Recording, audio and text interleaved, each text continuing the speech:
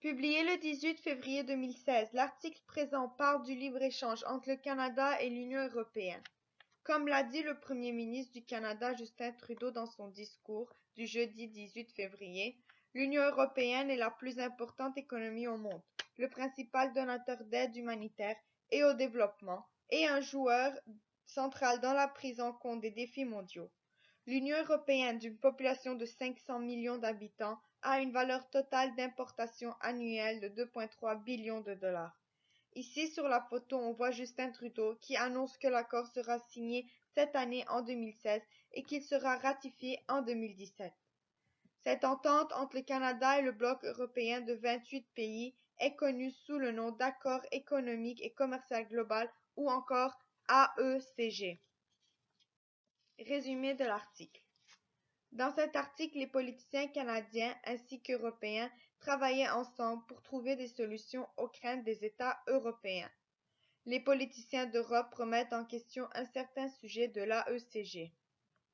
En effet, les États craignent de perdre leur souveraineté nationale, soit le droit le plus important qui leur permet d'avoir une liberté absolue sur ce qui se passe à l'intérieur de leurs frontières sans l'intervention de la communauté internationale. Et donc, à cause de cette privation de droits, les entreprises pourront poursuivre l'État devant les tribunaux d'arbitrage puisqu'ils auront, suite à cette entente, une autorité supérieure qu'ils n'avaient pas avant. Pour le Canada, comme le mentionne M. Trudeau, cette crainte n'est pas un obstacle, mais il affirme que ses ministres ont eu la directive de travailler rigoureusement avec leurs collègues européens afin de trouver une solution. Avantages économiques. Selon une étude, l'accord commercial augmentera les revenus canadiens de 12 milliards de dollars et les échanges bilatéraux augmenteront aussi de 20%. On voit ici le graphique du marché global, la formule de la demande globale qui est influencée par la consommation, par la demande d'investissement, par les dépenses gouvernementales, les exportations et les importations. Comme j'ai dit précédemment, les échanges bilatéraux augmenteront et donc cela signifie que les exportations augmenteront, les importations augmenteront aussi. Par conséquent, la demande globale avancera aussi.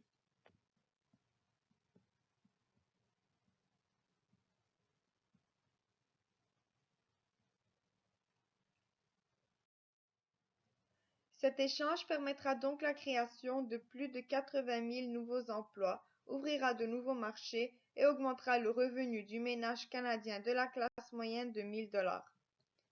De plus, 98% des taxes de douane européennes seront libérées. Cette libération de taxes touchera presque tous les produits du secteur primaire et secondaire. En effet, les taxes affectent énormément les producteurs faisant affaire avec l'Europe, étant donné que les taxes sont élevées et donc les prix de marché le sont aussi. Une fois que cet accord sera mis en œuvre, les offres augmenteront, étant donné qu'il y aura plus élimination de taxes. Et donc, il y aura un avancement dans la production des quantités et un recul des prix du marché. L'AECG permettra au Canada d'être le seul pays du G7 à avoir une entente avec les deux plus grands marchés mondiaux, soit l'Union européenne et les États-Unis.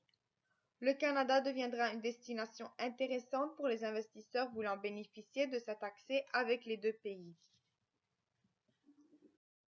En conclusion, le libre-échange qu'effectueront le Canada et l'Union européenne apportera une grande prospérité économique à notre pays en augmentant le revenu canadien annuel, en encourageant la création d'emplois et l'augmentation du revenu du ménage canadien moyen. L'AECG bénéficiera aussi aux producteurs faisant affaire avec l'Europe en éliminant les taxes. Et finalement, cette entente avantagera beaucoup les entreprises et les familles.